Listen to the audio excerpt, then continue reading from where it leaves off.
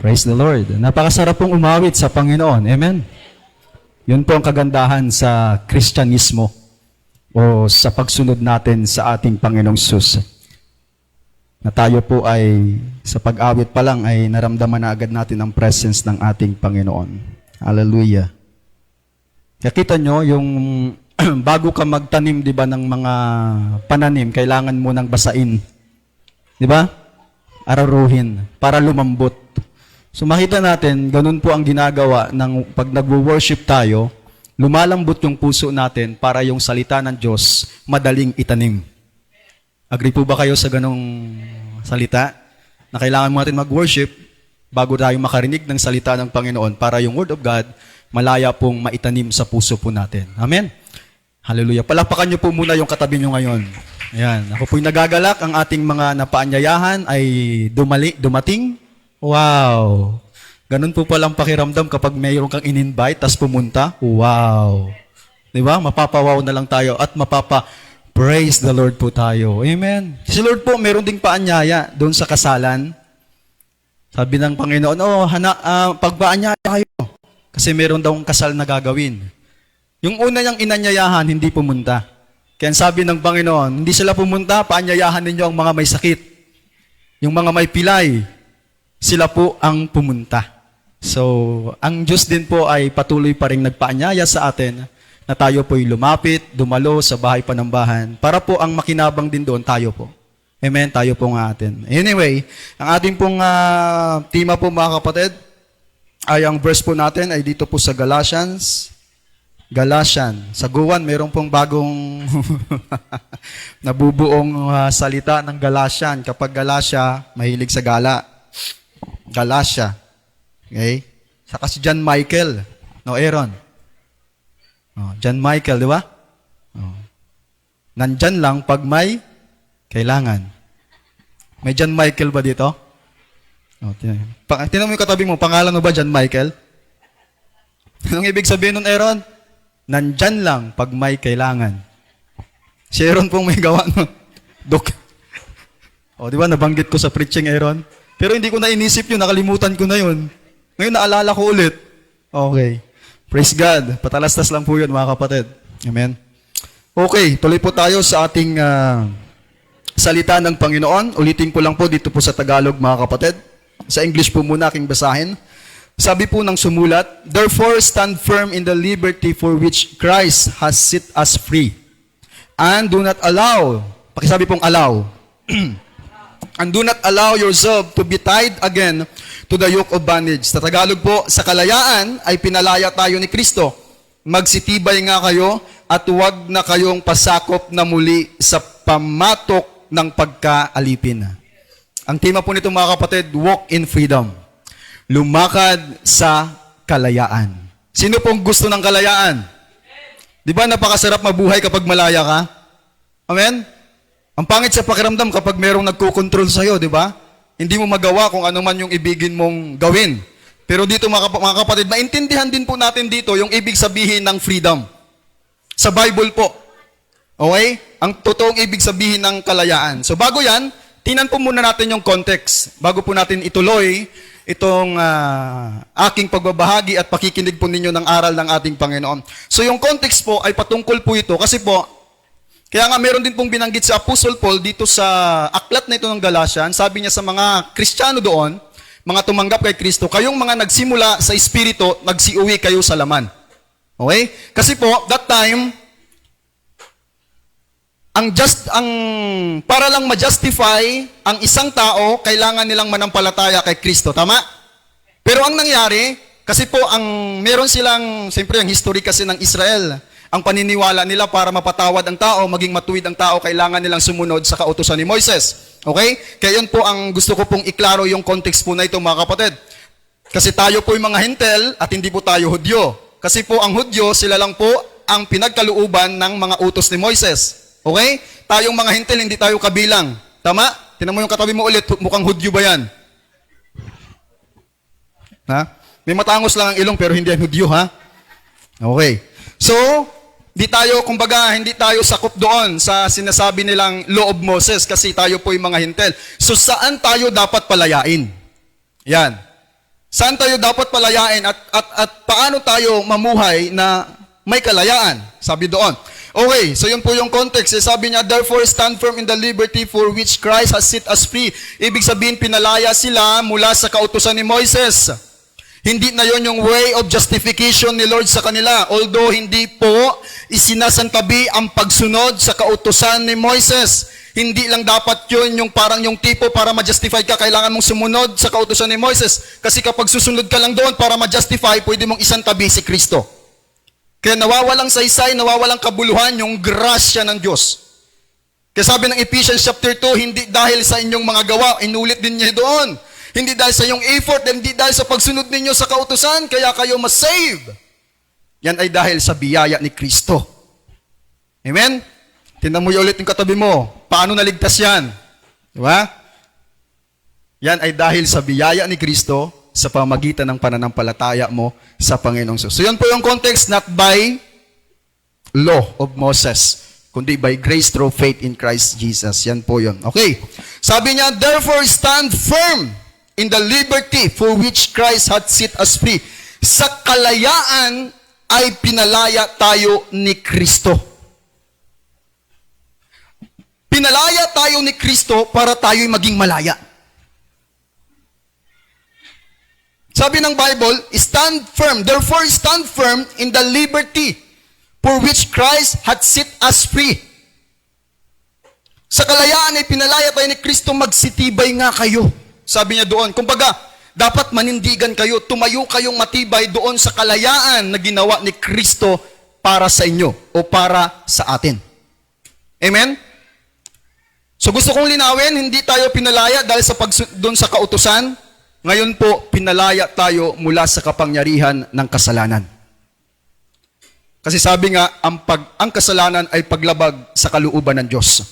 Kasi lahat po ng tao ay makasalanan. Sakop sa word na pagiging isang makasalanan. So tayo po ay kailangan ring mapalaya dahil sa kasalanan na naghari sa buhay ng tao. Although sabi natin kanina, hindi tayo mga Hudyo, kundi mga Hintil tayo, pero we are bound by sin. Tayo po ay naalipin ng kasalanan. So ngayon, sabi dito sa tema, walk in freedom. Lumakad tayo sa kalayaan. Bakit kaya? Nalalayo niyo yung kwento ng Israel? Di ba? Ilang ulit rin po yung nababanggit. Sino ang nagpalaya? Sinong instrumento ang ginamit ng Diyos para palayain sila mula sa pagkakaalipin sa Ehipto? Si Moises. Sinugo ng Diyos. Ngayon, nakalabas nila sa bansang Ehipto. Pero sa kalagitnaan ng kanilang paglalakbay, ano ang naisip ng kongregasyon ng Israel? Buti pa doon sa Ehipto, naisip nila at gusto nilang bumalik sa Egypt. Ganon din ang buhay ng mga Kristiyano ngayon. Pinalaya na nga, gusto pang bumalik sa buhay na makasalanan. Hello, tinan mo ulit yung katabi mo. Siya kaya yon? Oh, may nag-amen si nanay. Kaya minsan kailangan maging malinaw yung pandinig nyo. Hindi laging amen, amen. Sabi nga ni Bishop doon, di ba, yung mga nakaraan pa na, hindi dahil sa post doon sa mga social media, nag-amen ka, hindi mo inintindi kung ano yon. Ganon din po sa preaching, kailangan mo intindihin bago tayo sobra kasi tayong excited eh. Amen, di ba? Tulad doon, meron sa yung anniversary. Pumalakpak yung mga tulog. Pumalakpak naman. Sabi ng speaker, pumalakpak yung mga tulog. Pumalakpak ang mga tulog. Pumalakpak naman. Ibig sabihin tulog sila. So kailangan nating tayo maging sensitive o maging dapat malinaw sa atin yung mga sinasabi ng mga nagtuturo bago tayo mag-reply o mag-react. Okay, so that time, pinalabas na sila ni Moises, sa pamagitan ni Moises, doon sa pagkakaalipin sa Ehipto, pero ang gusto nila bumalik doon. Buti pa doon, kahit alipin kami, masarap ang ulam. May karne. Ganon. Dito, Moises, paulit-ulit. Minsan ba ang Kristyanismo sa'yo paulit-ulit? Minsan ba ang pag-worship boring sa'yo? Boring po ba ang pag-worship sa Panginoon? Boring ba ang pag-awit sa Panginoon? Kasi doon yung mga Israelita, parang ang pakiramdam nila, ang boring naman dito, Moises. Paulit-ulit na lang. Paulit-ulit na lang na mana. Paulit-ulit na lang na kuwago. Kuwago ba yung isa? Kuwago na lang lagi ang kinakain. Siguro, sa mga born again, ano ba yan? Paulit-ulit na lang yung mga kanta. May ganun ba dito? Nawawala. Kasi sabi ng Bible, sa Panginoon laging bago. Kaya kahit paulit-ulit yung kanta, laging bago yan sa paningin ng Panginoon. At sa mga anak ng Diyos, pumalakpak po yung mga anak ng Diyos. Amen! Hallelujah! Pugo pala, ba't naging kwago? Kaya nga tinanong ko sa iyo, Bishop, kasi hindi ako sure eh. Pugo pala yun. Oo. Ay, nako, salamat na lang. At kaya tayo po pag nagturo, kailangan natin i-confirm. O no? Oo, kasi kwago. Tapos mag-share ka na doon. Oo. Anong pinakain doon? Kwago. Proud na proud pa eh, no? Kwago. Oh, kwago. Masamang balita. Kwago. Okay. Praise God, praise God. So yun po yun mga kapatid. Posible ang taong pinalaya pwedeng bumalik sa pagkakaalipin. Okay? Kasi tandaan po natin, meron tayong fleshly nature, yung laman natin, nararamdaman pa rin niya, nakakaramdam niyan. Tama? Nararamdaman niya pa rin yung hilig ng mundo. Kaya that time, mga tao din yung mga Israelita na yun eh. Naramdaman nila, babalik sila doon. Kaya sa atin, beware tayo. Kaya ito yung message na ito, pinag-iingat tayo ng Panginoon na wag na tayong bumalik pa mula doon sa pagkakalipin na pinalaya na tayo ng ating Panginoon. Tuloy po natin. Hallelujah!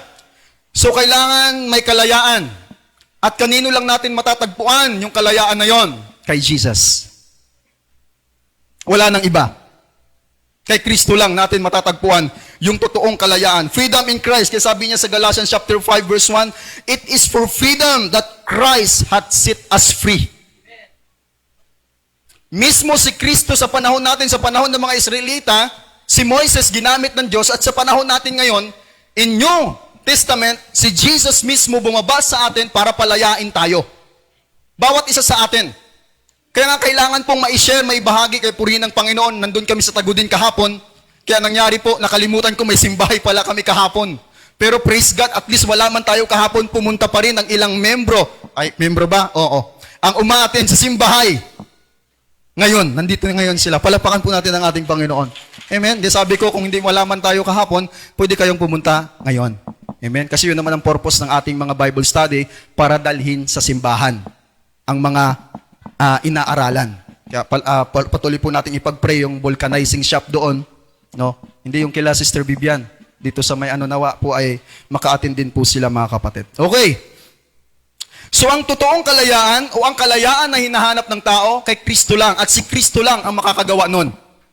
Kaya nga po ang mga ngaral, ang laging ipinapangaral si Jesus. Di po ba?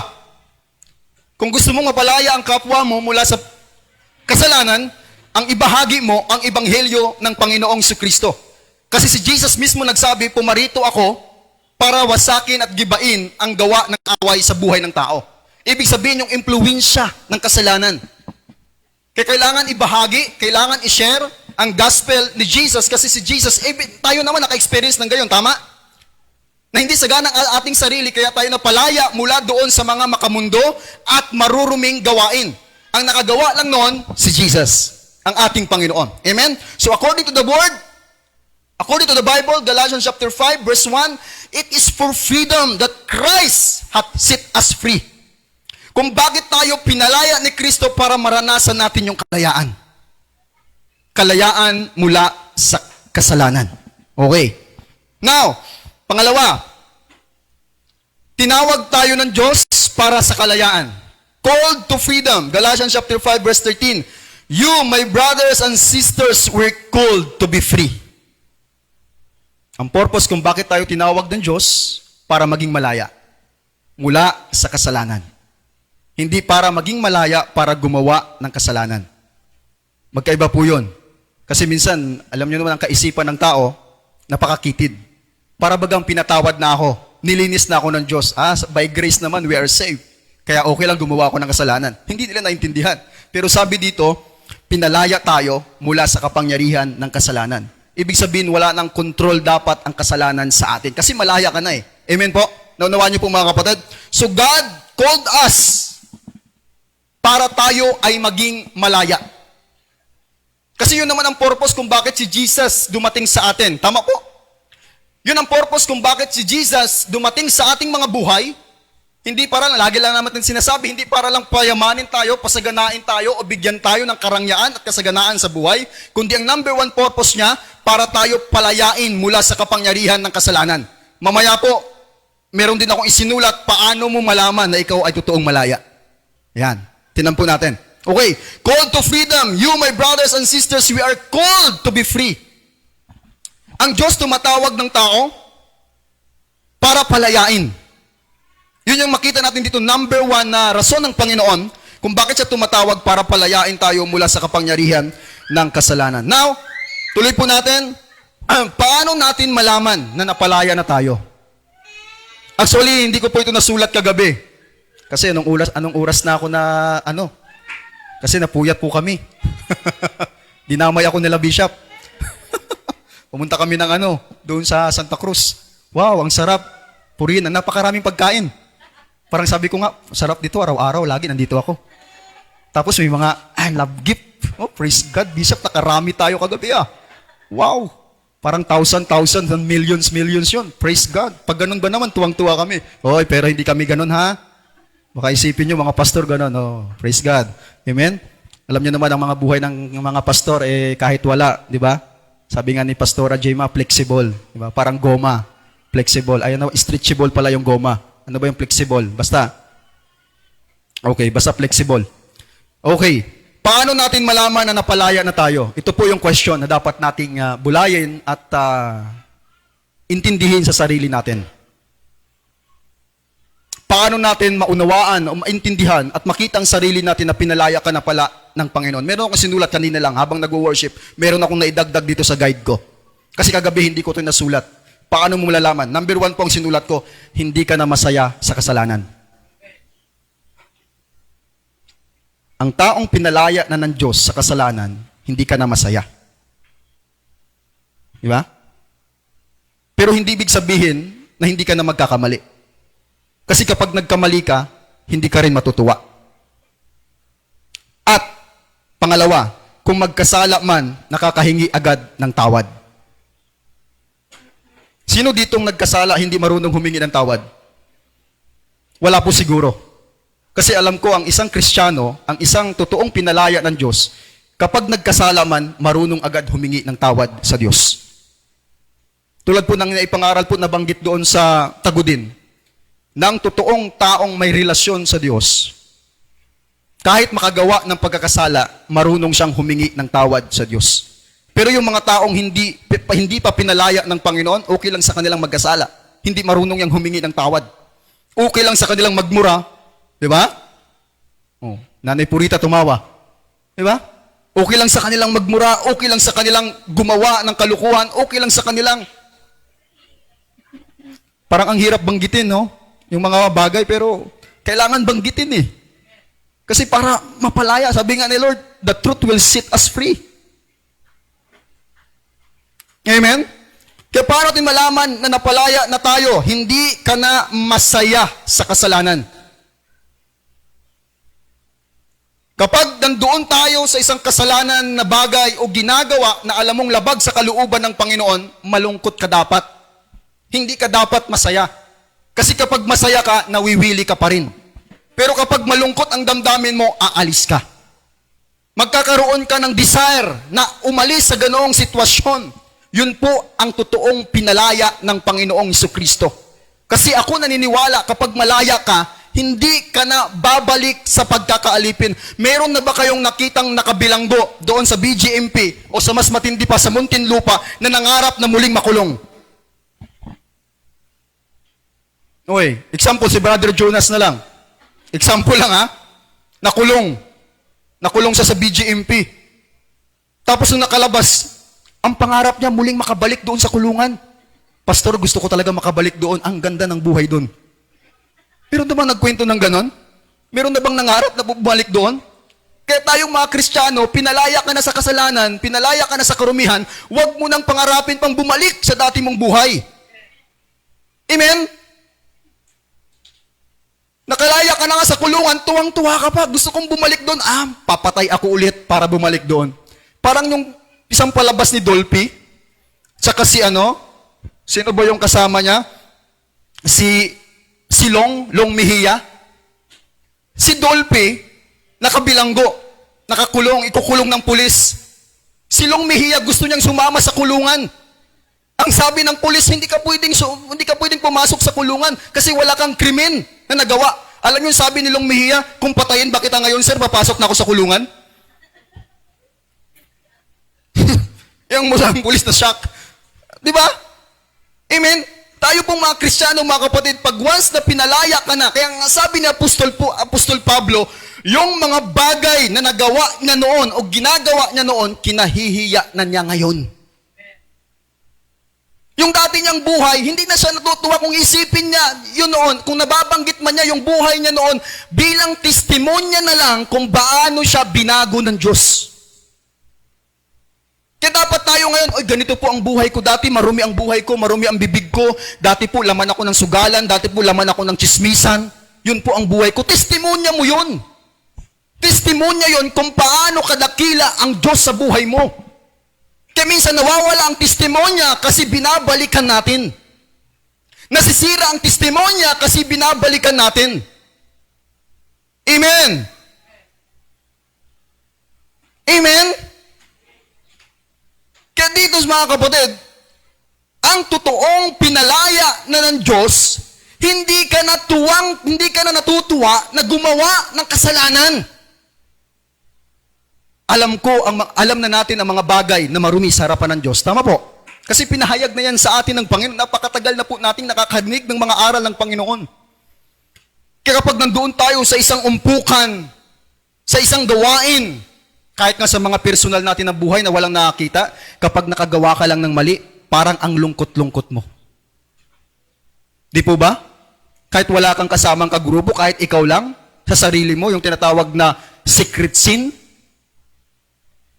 na kahit ikaw man personal na walang nakakita, alam mo yung nakasalanan yon, alam ko hindi ka matutuwa.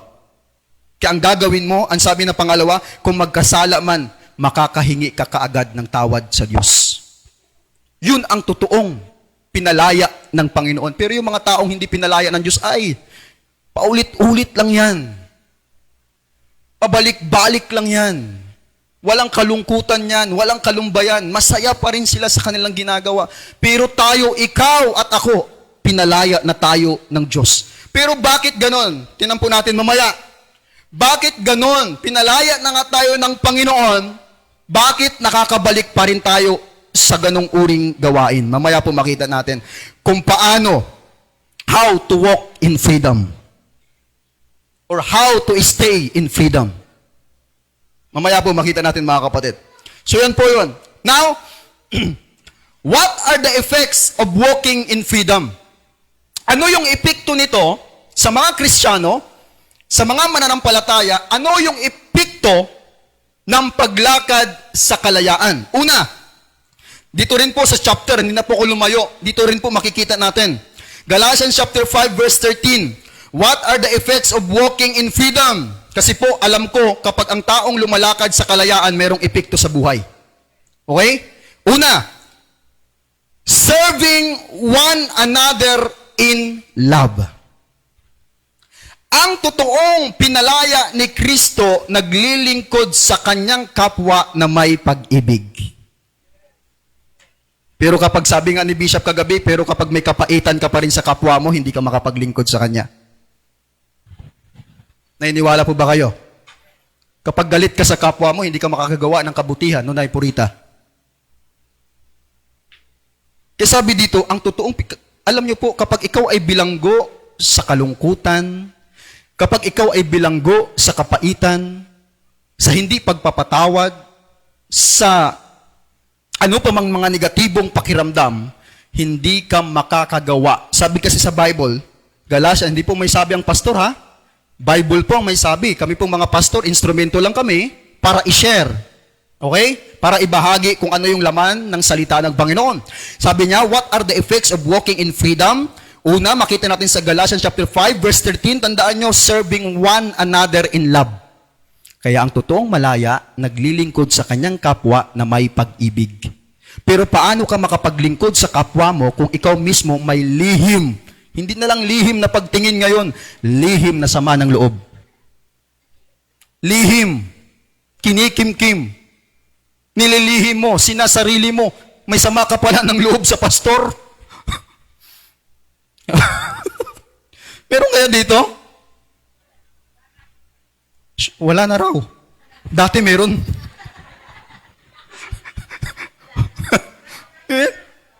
Sabi nga ni Bishop nung nakaraan Sunday, tingnan nyo ha, ako po binabantayan ko bawat salita ng preacher, kaya nababanggit ko rin. Kapag yung pastor tumayo na meron kang sama ng loob, ano mang sasabihin niya, hindi mo natatanggapin. Oh, totoo yun. Sino nga amen? Magsabi ng amen. Kahit nga kapatid mo kapag may sama ka ng loob, kapwa mo dyan nakaupo, kapag magkwento yan sa'yo, kwento-kwento, isa rin tong maldita. Di ba? Ayaw mong maniwala sa sinasabi niya kasi meron kang something na nararamdaman sa kanya. Hello? Amen? Kaya anong gagawin? Mamaya makita natin paano tayo makalakad, mga kapatid. Kasi lahat ng problema may solusyon. Okay? Amen? Sa Diyos, walang mahirap. Lahat ng problema sa tao, sa spiritual, emotional, physical, sa Diyos laging may solusyon. Kaya makita natin, inuuna natin yung problema, maya-maya yung solusyon. Okay, amen. So what are the effects of walking in freedom? Serving one another in love. Kapag malaya kang maglingkod sa kapatid mo. Kapag may pangangailangan, bibigyan mo yan kasi malaya ka eh. Pero kapag nakabilanggo ka sa kapaitan, kahit alam mo nang nahulog sa kanal, wala kang pakialam, tatawanan mo pa, buti nga sa'yo. Deserve mo yan. You deserve it. Post pa sa Facebook, deserve. Iba ng spelling ng deserve ngayon, deserve. Iba na. Binago na. Hindi na D-E-S. E-R-V-E-D. Ano na? D-E-S-U-R-B. Deserve. Iba na. Ang taong may kapaitan, tandaan nyo po, alam kong nararamdaman nyo rin to. Ang taong may bitterness, anumang na-achieve ng kapwa niya, hindi siya matutuwa. Di ba? May bagong ref, may bagong TV. Inutangan na naman yan sa Bombay. Si Sister Vivian, may kotse. Utang na naman yan. Kay Joseph na naman yan. Ang taong may bitterness, hindi natutuwa sa achievement ng kanyang kapwa. Kasi nga, pait eh. Subukan mong uminom ng mapait. Anong magiging hitsura? Di ba? Sa physical, iinom ka ng pait. Di ba ang ano ng mukha mo? Sirang-sira ang mukha mo. Ganon din po kapag ang tao mayroong kapaitan, hindi siya matutuwa sa kapwa niya. Kasi mapait nga eh, bitter nga eh. Kaya dito mga kapatid, kailangan nating lumakad sa kalayaan para makapaglingkod tayo sa kapwa natin na may pag-ibig. Kasi ang epekto ng paglakad sa kalayaan, serving one another in love. Kaya kita nyo kapag malaya na yung kapwa mo, ang dating hindi ka binabati, bumabati na sa'yo. Di ba? Yung dating hindi ka ginagawa ng kabutihan, ngayon nakakagawa na ng kabutihan. Ibig sabihin, malaya na siya. Yung dating hindi mo pinapakinggan ng pastor, pero nung nakikinig ka na, seryoso ka, hindi pa yan gumagalaw yung mata mo, steady lang. Dati kapag nangangaral na yung pastor, natatamaan, minsan biglang may ginagawa. Cellphone. Oo, kasi alam ko namang dati tayo dyan, di ba? Oo, sabay, yung anak aasikasuhin, kunwari hindi naririnig, di ba? Ganun, deadma lang. Kapag ikaw ay napalaya, na maayos na yung puso mo, o sa sino mang nagpapahayag, o sino mang kapatid, marunong ka nang makinig. Pero kapag hindi ka pa nakalaya, sabi nga, kapag nagpipreach na, tinatamaan, o nagsishare, o sino man yan, hindi na pastor ha, kahit yung kapatid mo, na meron kang something sa kanya, kapag nagsishare na yan, hindi mo napapakinggan. Kasi, bilanggo pa rin. Pero kapag malaya na, wow, excited na yan. Siya pang malakas mag-amen. Kahit joke, amen. Diba? Kasi okay na siya eh. Malaya na siya. Naunawaan niyo po mga kapatid? Amen? Yun po yung epekto mga kapatid. What are the effects of walking in freedom? You can serve one another in love. Makapaglingkod ka na sa kapwa mo na may pag-ibig. Malaya ka nang gumawa ng kabutihan sa Kanya. Kapag may pangangailangan, kapag dinadrive ka ng Espiritu Santo na tulungan at gawa ng kabutihan ng kapwa mo, wala ng barrier, wala ng wall. Kasi kahit nangungusap na si Lord, ibigay mo yan. Gawan mo ng kabutihan. Pero dahil may barrier pa, may bitterness, may unforgiveness, sabi nga, di ba? Ba't laging nababanggit yan, no? No, Bishop? Let's check ourselves, mga kapatid. Let's examine ourselves. Joke lang yun, pero totoo yun. Kala nyo, joke yun, pero totoo yun. Hindi nyo ba napansin? Bakit laging paulit-ulit nababanggit lagi yung mga salita? Ibig sabihin, merong patuloy na tinuturuan at tinutuwid ang Diyos sa atin. Kaya minsan kahit gusto mong ibigay ang isang bagay, pero dahil ikaw ay mayroong pang hindi pagpapatawad, kapaitan, nahahadlangan. Mayroong unforgiveness, o kaya hindi lang unforgiveness, nasaktan ka. Nasaktan ako ng taong yan. Never again. Hindi ka makakatikim sa akin kahit spaghetti sa birthday ko. Di ba? Ganun ang tao. Dati mabuti ka, kapag nasaktan ka, yung kabutihan napatid, naputol. Kasi nasaktan ka eh. Hello? Kaway-kaway nga kayo, sabi nyo. Kaway-kaway. Kaway-kaway lang. Lahat ng nabanggit, totoo, di ba? Kasi alam ng Diyos ang buhay natin. At alam din natin ang sarili natin. Kaya dito, ang totoong lumalakad sa kalayaan, ang epekto niya, you can serve. Mapaglilingkuran mo yung kapwa mo. Paano ba makapaglingkod sa kapwa? Ibig sabihin, makagawa ka ng kabutihan sa kapwa mo. Makita mong may pangangailangan, kahit nga pag umaga, di ba? Mabati mo siya, paggawa ng kabutihan yun. May pakita mo sa kanya na okay ka sa kanya, paggawa ng kabutihan yun. Pero yung mga taong, di ba, alam nyo, kapag may mga sama ng loob, minsan tumataas yung kilay. Sabi nga ni Pastor Tony, hindi ko maalala sa kanyang isang message sa kanya. Halimbawa, magkapitbahay kayo, Sister Eileen. Eileen, okay. Magkapitbahay kayo. Tapos may samaan kayo ng loob. Isa lang yung daan na lalakaran ninyo, ha? Isang iskinita lang. Pero dahil may samaan kayo ng masama ang loob mo dun sa tao na yon, nakita mong pupunta, ang gagawin mo, lilihis ka muna. Hihintayin mo munang dumaan. Kasi may sama ka ng loob eh. Di ba? Hallelujah. So, what are the effects of walking in freedom? Serving one another in love. Galatians chapter 5, verse 13. Kapag malaya ka na, yung epekto ng kalayaan, makapaglingkod ka na sa kapwa mo. Sa bawat isa po sa atin. Tingnan mo yung katabi mo, kapwa mo ba yan? Tapikin mo, kasi sabi, kapwa. Sabihin mo, gusto ko maging kapwa. Yan. Okay, pangalawa. Galatians chapter 5, verse 14, kasi po, sabi niya, yung epekto ng walking in freedom, fulfilling the law. Natupad mo yung kautusan. Kasi yung pinakauna niyan, yung paglakad sa pag-ibig. Ang pag-ibig ay pagtupad sa lahat ng kautusan. Gusto mo bang masunod ang lahat ng utos ng Diyos? Gusto niyo po ba? Ang sabi doon, ang kadugtong noon, bago mangyari yung fulfilling the law, lumakad ka sa pag-ibig. At kapag you can serve one another in love, kasi po, serving one another in love is fulfilling the law. Pagtupad sa kautusan na ibinigay ng Diyos sa tao. Kaya kung gusto mong masunod, mahal mo ba ang Panginoon? Ang sabi ni Jesus, John 15 verse 14, if you love me, keep my commandments. Ngayon, kung mahal mo ang Panginoon at gusto mong matupad ang lahat ng utos ng Panginoon, serve one another in love.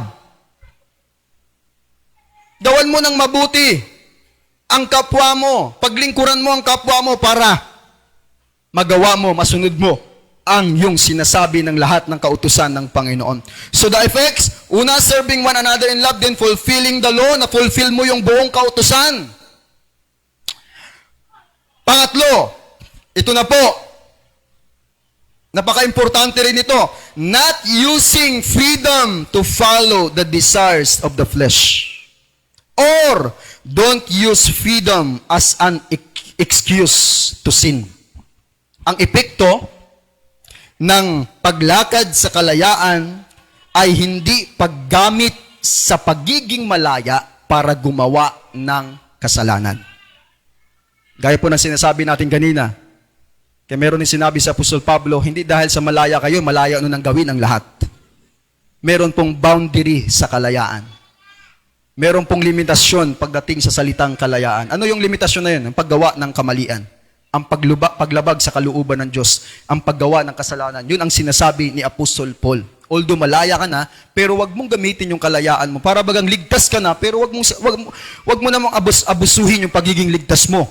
Na para bagang okay lang na gumawa ng kamalian. Kasi may ganong doktrina.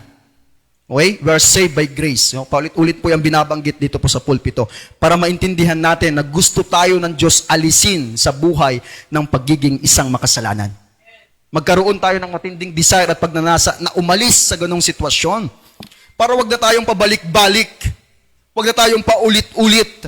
Magkaroon tayo ng matinding pagnanasa. Lord, ayaw ko na nito. Gusto kong makaalis. Ngayon, gagawin mo yon. Amen? Meron ka ng prayer na ganoon, Lord, ayoko nito. Di po ba? Okay. Not using freedom to follow the desires of the flesh. Or don't use freedom as an excuse. Pinalaya tayo ni Kristo hindi para gumawa ng kasalanan, kundi pinalaya tayo ni Kristo mula sa kapangyarihan ng kasalanan. Amen? Yan po yung epekto sa buhay ng tao kapag tayo po'y lumakad sa kasalanan. Parang maiksi lang po itong mensahe ko, malapit na akong magtapos. Di ba? Minsan mahaba yung preaching ko, minsan maikli lang. Amen? Okay. Now, how to walk in freedom? Ito na po tayo sa solusyon ng Panginoon. Kanina, puro problema ang nababanggit natin, kalagayan ng tao. Ngayon, how to walk in freedom? Paano ba lumakad sa kalayaan? Kasi pinalaya na tayo ng Diyos eh. Or sa ibang salita, paano manatili sa kalayaan? How to stay in freedom? Una mga kapatid, Galatians pa rin, di tayo lumayo doon. Galatians chapter 5 verse 16, live by the Spirit. Ibinigay ng Diyos ang Espiritu Santo para siya ang tutulong sa atin na lumakad at manatili sa kalayaan na ibinigay sa atin ng Diyos. Kaya sabi ng Bible, kung nasaan ang Espiritu ng Panginoon, nandoon ang kalayaan. Kaya ang unang solusyon o ang unang paraan para tayo makalakad sa kalayaan ay pamumuhay na ayon sa Espiritu ng Diyos. Hindi ayon sa hilig ng laman. Tandaan nyo po, nung una, ang isang nature lang, siguro nababanggit na rin po ito, nung una, ang isang nature lang ang umiiral sa atin, yung fleshly nature o yung sinful nature. Okay? Nung wala pa yung Espiritu ng Panginoon sa ating buhay, ang laging nasusunod sa atin yung sarili natin. Kaya doon, natutunan natin magbisyo, magsugal, mag-alak, magchismis, lahat na yun, hilig ng laman. Sumamba sa Diyos-Diyusan. May binanggit din po sa Galatians dyan, yung fornication, lahat ng yon. Lahat ng gawa ng laman, umiiral sa atin noon, o maging ngayon, pwede nga yan kung papakinggan mo lang yung flesh, kung susundin mo lang yung flesh. Kasi doon papasok yung desisyon. Doon papasok yung will natin, kung sino yung susundin mo. Nung una, wala tayong pagpipilian kasi isang nature lang ang umiiral sa atin, yung sinful nature. Tama po. Sinful nature lang ang umiiral sa atin. Yung buhay na pagiging isang makasalanan. Malayo sa Diyos. Pero ngayon, dahil tinanggap natin si Jesus at pinagkaloob sa atin yung Espiritu, meron ng dalawang nature na umiiral sa buhay natin. Kaya sabi ni Paul, live by the Spirit. Lumakad tayo o mamuhay tayo ayon sa Espiritu ng Diyos. Kaya importante dito ng isang tao ay dapat pinananahanan ng Espiritu Santo.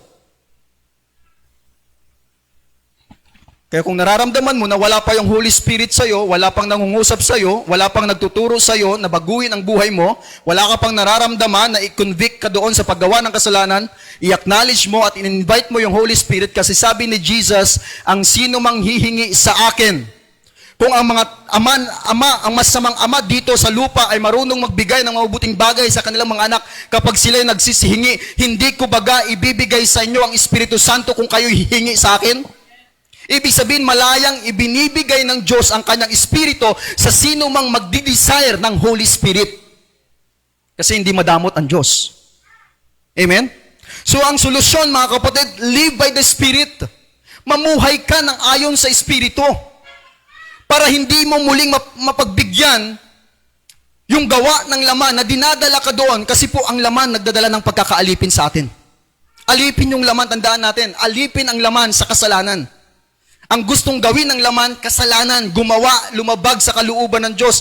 Hindi siya makipag-agree o makipagkasundo sa kalooban ng Panginoon. Ito yung gusto niya. Kaya nga pagpunta natin sa simbahan, di ba, minsan may laban-labanan dyan. Hindi ako pupunta kasi maglalaba ako. Kaya nga sabi nga natin nung mga nakaraang Sunday pa, minsan hindi natin dapat sisihin yung demonyo. Dapat tingnan rin natin yung sarili natin. Naglaba ka lang, hindi naman yan gawa ng demonyo. Gawa mo yan. Pinili mong maglaba, pinili mong mamasyal. Gawa mo yun, gawa ng flesh mo yun. Pero kapag pinili mong pupunta sa simbahan, gawa ng Espiritu Santo yun. Amen? Live by the Spirit, mamuhay tayo ng ayon sa Espiritu. Kapag pinagkaloob na sa atin ng Diyos ang Espiritu, dapat pala wala nang ibang iiral sa buhay natin kundi yung Holy Spirit lang. Dapat pala wala nang ibang papakinggan sa buhay natin kundi ang Espiritu Santo lamang. Kaya napakapalad ng isang mananampalatayang merong Espiritu Santo. Kasi siyang magtuturo sa atin kung paano mamuhay ng ayon sa kalooban ng Diyos. Pero yung mga taong walang Espiritu Santo, mga kapatid, ganun pa rin ang buhay. Ganun pa rin takbo ng buhay. Pero ang taong merong Holy Spirit, nabubuhay ng ayon sa kalooban ng ating Diyos. Amen. Pangalawa, karugtong po doon, mga kapatid. Ang sabi dito, basahin ko lang. Hallelujah. Galatians chapter 5 verse 16.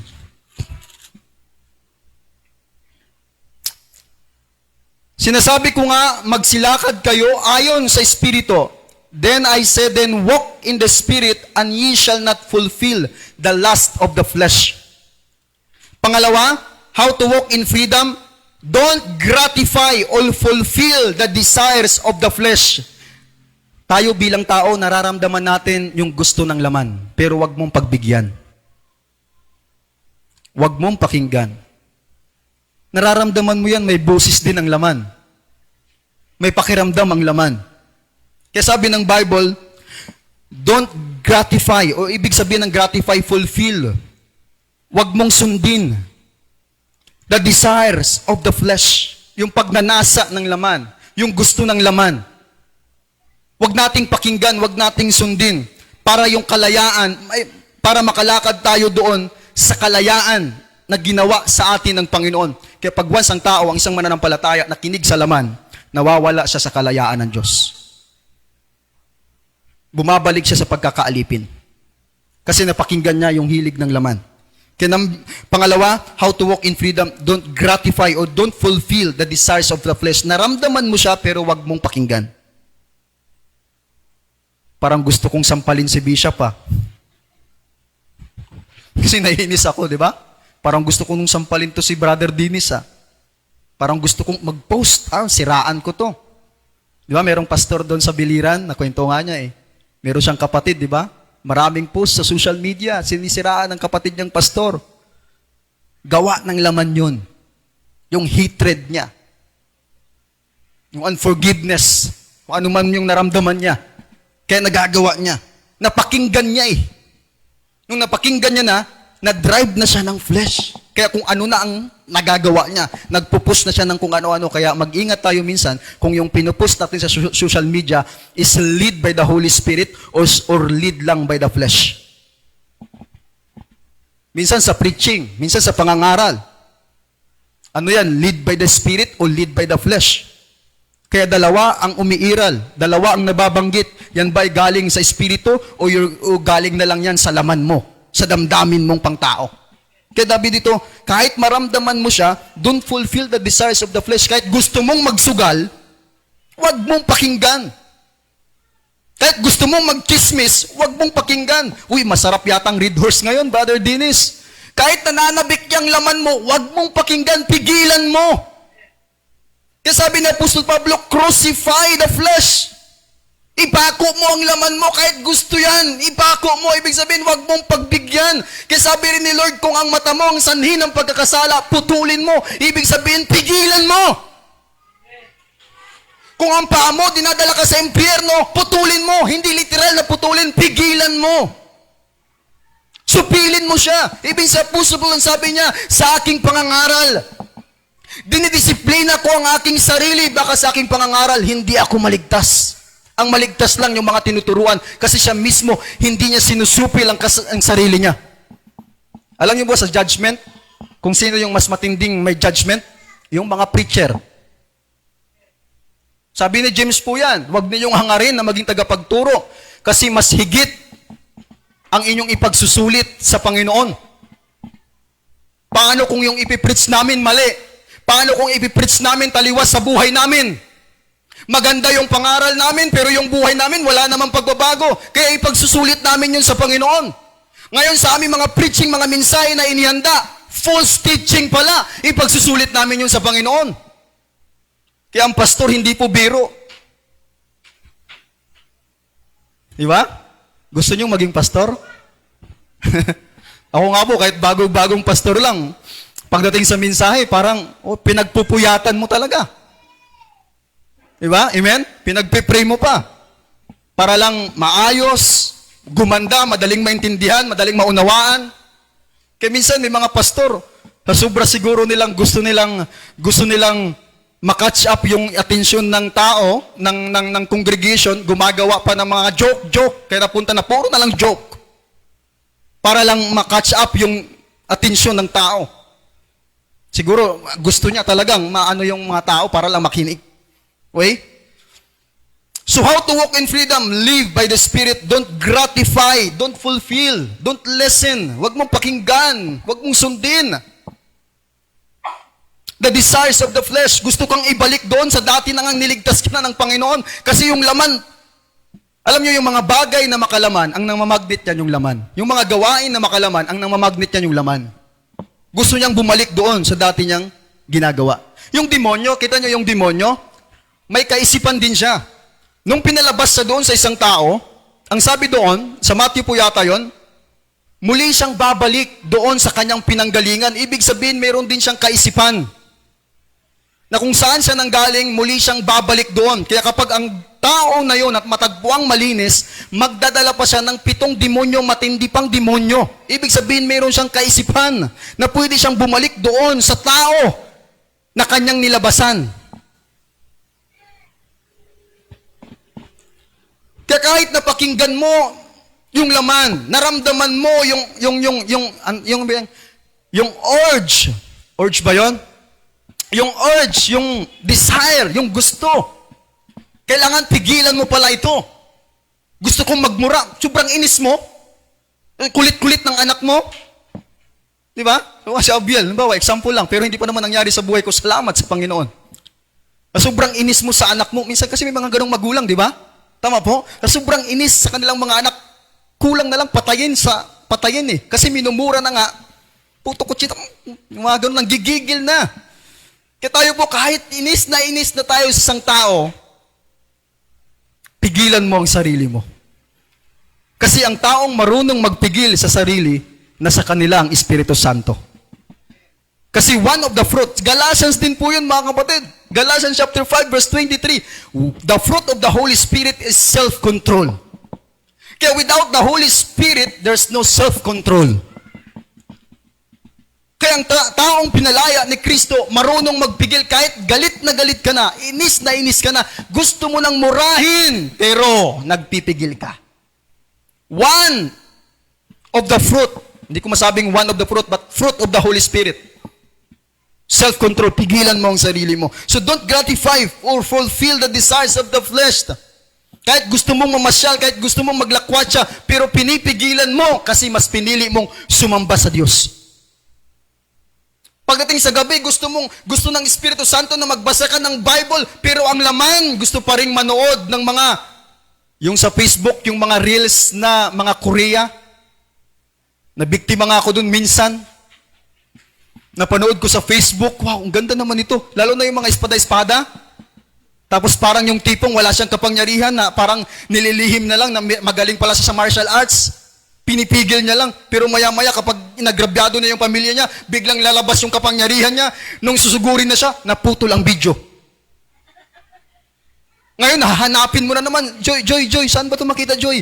dailymotion.com. Search the team. Hinanap ko. Nandoon, 3 oras papanoorin mo. Grabe! Ang haba-haba, ang tagal-tagal. Pero dahil ang laman, sarap, na-entertain na ang flesh, nakalimutan na ang Holy Spirit. Nagbabad na sa mga action and drama. Wala na doon sa action and drama sa Bible. Nawili na sa panoorin, naubos na ang oras hanggang umabot na ng 12:00 ng gabi at inantok na, hindi na nakapag-pray. Ang sinabi na lang, thank you Lord.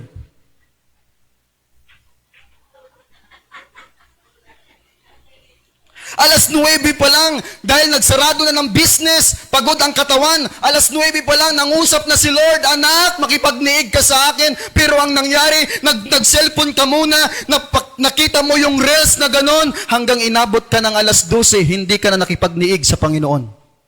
Anong napakinggan? Yung flesh. Diba?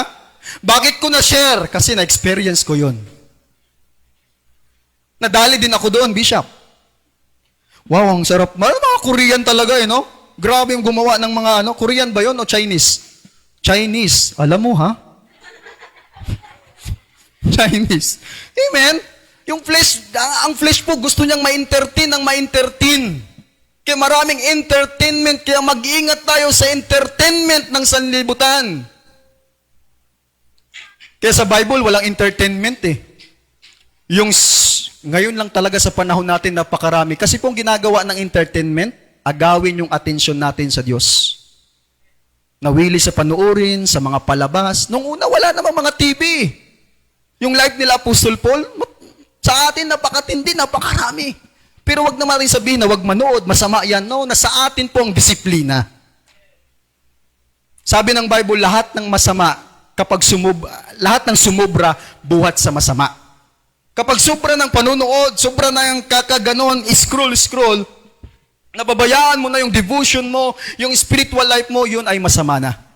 Pero yung magkaroon ng TV, magkaroon ng cellphone, hindi po masama. Ang magkaroon ng Facebook, hindi po masama. Kahit magkaroon ng TikTok, hindi masama. Ang masama kung paano mo yan gamitin. Ang masama kung naubos na yung oras mo doon, yun ang masama. Ang mga bagay na nakakaagaw ng atensyon mo sa Diyos, yun ang masama. Kasi nagiging idols mo siya. Nagiging idol mo siya. Naging Diyos mo na yon. Kasi sinunod mo na Ibinigay mo na yung oras. Amen? Kahit yung ML, hindi siya masama. Masama siya kapag doon ka na nakafocus. Mga laro, hindi masama. Okay? Pero kapag nandoon ka na, naubos na yung oras mo, masama na po yun. Kahit yung Facebook, hindi siya masama. Nagiging masama lang siya kapag nandoon na yung oras mo. Nakalimutan mo na si Lord. Sabi nga sa Facebook, mahilig kang mag-Facebook, nakalimutan mo na ang faithbook. Puro ka Facebook, wala nang faithbook. Wala nang Bible, puro ka na lang Facebook. So don't gratify or fulfill the desires of the flesh. Nakikiramdam ka pa rin. Kaya meron kaming kilala, Pastor Tampuhin, Bishop. Ayaw kong banggitin. Baka mag-trending tayo at kasuhan tayong libel. Di ba? Bakit ganun? Kasi napapakiramdaman pa rin niya yung damdamin niya, yung flesh. Yung word na tampo, flesh po yun. Damdamin po yun ng tao. Nature po yun ng tao. Na hindi ka lang napagbigyan. Nagtampo. Meron pa bang tampuhin dito?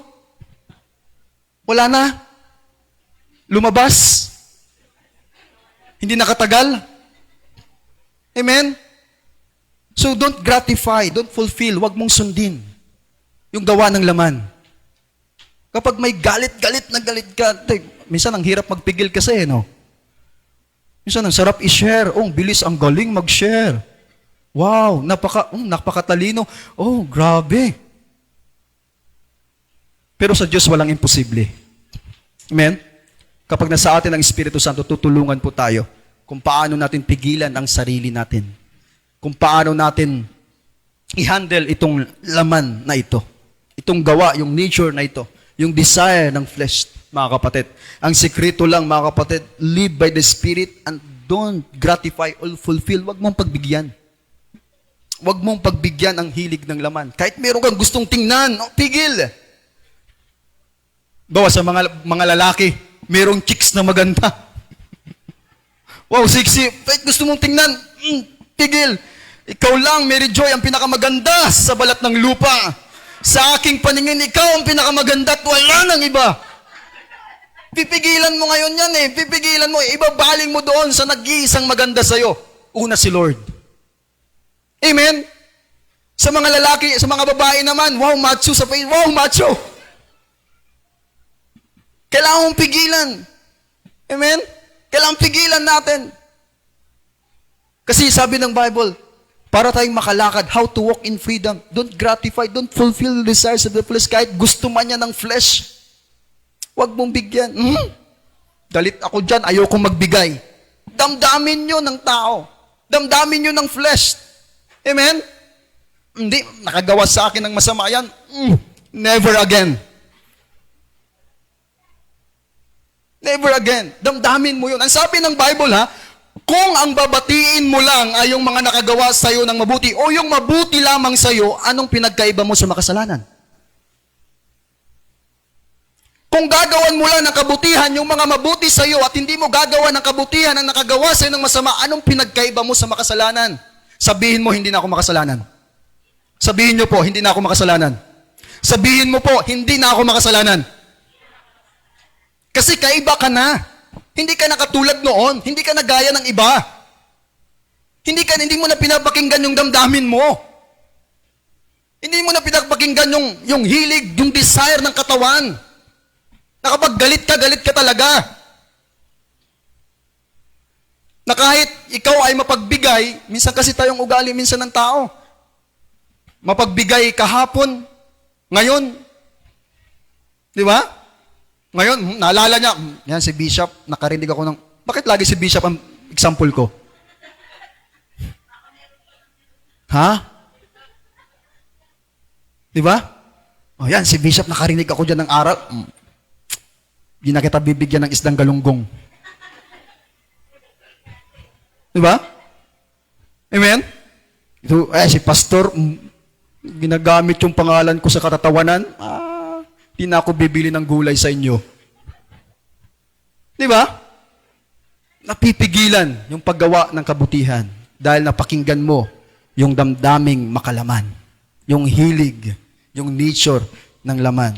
So don't fulfill, wag mong pakinggan. Pagkasabi, wag mong pakinggan. Ayaw kong pakinggan. Kahit bumubulong sa'yo, Linda, halika na, senyorita na. Linda, come here. Linda, tinatawag ka na. Huwag mong pakinggan. Kasi po ang laman, minsan bumubulong din. Nangangalabit din yan. Rachel, baguhin mo yung resibo. 100,000, gawin mong 150, hati tayo. Di ba? Amen? Hindi naman. Ilig, gusto, bumubulong, nangangalabit. Eileen, dito ka na lang para may sahod ka. Huwag ka nang mag-worship kay Lord. Huwag kang magsimba. Dito ka, may sahod ka. Di ba naghahanap kang pambili ng gatas? Dito ka. Di ba may bayarin ka sa utang? Dito ka na. Huwag mo nang unahin si Lord. Pag napakinggan natin yon, mga ganong bulong ng kaaway o bulong ng laman, hindi tayo makakalakad sa kalayaan. Amen? So don't gratify, don't fulfill the desires of the flesh. Time 11:46. Pangatlo, Dito po ako magtatapos. Yung una, live by the Spirit. Live po yun, ha? Pangatlo, believe by the Spirit. Dapat pinapangunahan tayo ng Espiritu Santo. Kasi yung mga anak ng Diyos, ang sabi ng Bible, yung mga anak ng Diyos, pinapangunahan ng Espiritu Santo. Ang leader nila, yung Holy Spirit. Kung anong sabihin ng Holy Spirit, yun ang ginagawa nila. Kaya ang pangatlo, how to walk in freedom, be led by the Spirit. Kaya meron tayong prayer, Lord, ikaw nang masunod sa buhay ko. Sino nakapag-pray ng ganon? Wala pa? Amen? Saan yung iba, alanganin dyan? Alanganin sila kasi nung nakaraang linggo, na-pray nila yon. Tapos kinabukasan, bumalik doon sa ano. Be led by the Spirit. Yung buhay natin, pinapangunahan ng Espiritu Santo. Kung saan tayo dadalhin ng Holy Spirit, doon tayo susunod. Kung ano ang pinapagawa ng Diyos, doon tayo susunod. Hindi ang Diyos ang pinapasunod natin. Naintindihan naman ako ni Lord. Di ba may mga ganong salita? Naintindihan naman ako ng Panginoon, ganito yung ginagawa ko. Ibig sabihin, pinapasunod mo ang Diyos sa ginagawa mo. Dapat ang tao ang sumusunod sa Diyos. Amen? Magkaiba yun mga kapatid. Magkaiba yung gagamitin mo ang Diyos para pasundin lang sa ginagawa mo. Dapat ang Diyos ang nasunod sa buhay na kapag sinabi niya, come follow me, umalis ka dyan, sumunod ka sa akin, gawin mo ito. Dapat tayo yung susunod sa Kanya. Kaya yung pangatlo, how to walk in freedom, be led by the Spirit. Sundin natin ang Holy Spirit kung gusto nating lumakad sa kalayaan. Amen? Purihin po natin ang ating Panginoon. Palakpakan po natin ang ating Diyos, mga kapatid. So walk in freedom, napakahalaga sa buhay ng isang mananampalataya. Alam ko, ang sabi ni Jesus, John chapter 8 verse 36, ang pinalaya ng anak ay tunay na ngang malaya. Kaya matutunan natin, tinuturuan tayo ng Diyos na manatili sa kalayaan. Kaya minsan, di ba, nabanggit ko rin nung mga nakaraan, bakit Lord, paulit-ulit na lang yung ginagawa ko? Kasi napagbibigyan ko yung laman. Pero alam ko, pinahayag ng Lord sa akin na malaya na ako. Pinalaya na ako ng Diyos. Kaya nabanggit ko, Lord, paulit-ulit na lang yung ginagawa ko kasi napapakinggan ko pa rin yung flesh. Dinadala ako sa pagkabilanggo. Kaya nung maintindihan na natin yung paglakad sa kalayaan, kahit kalabitin yung laman, hindi mo na siya dapat pakinggan. Kaya nagkakaroon lang ng access yung laman sa buhay natin. Yung old life, yung sinful nature, kung pagbigyan mo siya. Kasi sa totoo lang, malaya ka na eh. Desisyon mo na lang kung babalikan mo, gagawin mo, yung dating iniwan mo na, yung ginagawa ng laman, yung sinful nature, desisyon mo yon. Tama po? Nasa ating kapasyahan na yon. Kasi pinalaya na tayo ng Panginoon. Wala na yung kapangyarihan.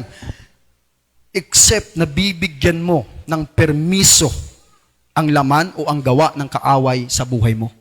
Nasa atin na lang yon. Kasi he is defeated na eh. Ang demonyo defeated na yan. Wala nang magawa ang kaaway sa buhay natin. Yung impluensya. Alam niyo po, ang demonyo nagkakaroon ng access sa laman. Kasi doon sa Genesis, nung sinumpa niya yung old serpent na naging ahas, saan siya gumapang? Sa alabok. Tama? Saan siya gumapang? Sa alabok. Yung pagkain ng ahas, alabok. Ngayon, ang pagkain ng demonyo, yung flesh. Kaya dito siya may access. Nakakapasok siya dito sa laman. Kaya kung tutuusin lang, kasi defeated na siya eh. Talunan na siya. Kaya lang nagkaroon ng kapangyarihan ang demonyo sa buhay ng tao kapag mas pinakinggan ng Kristiyano yung flesh. Nabigyan mo siya ng permiso, pero kung hindi mo siya bibigyan ng permiso, wala siyang magawa. Totoo lang, defeated na siya eh. Wala na siyang control sa buhay mo. Wala na siyang control sa buhay natin. Kasi pinalaya na tayo ni Kristo. Pero pag once pinakinggan mo yan, doon siya nakakapasok. Kaya sabi ng Bible sa Peter, the devil is like a roaring lion. Naghahanap ng masisila. Naghahanap siya ng mabibiktima niya. Kaya sa ating bilang isang mananampalataya, mga kapatid, isa lang pakinggan natin ang Espiritu Santo, ang Diyos at ang kanyang mga salita.